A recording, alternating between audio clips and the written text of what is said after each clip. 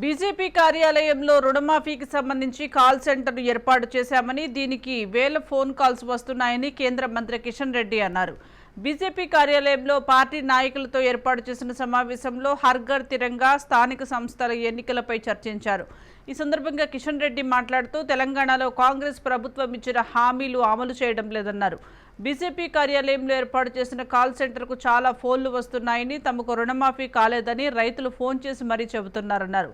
రుణమాఫీ కాకపోవడంతో వారు తీవ్ర ఆందోళన చెందుతున్నారన్నారు. రుణమాఫీ ప్రాతిపదిక ఏమిటో తెలియడం లేదని రైతులు చెబుతున్నారన్నారు.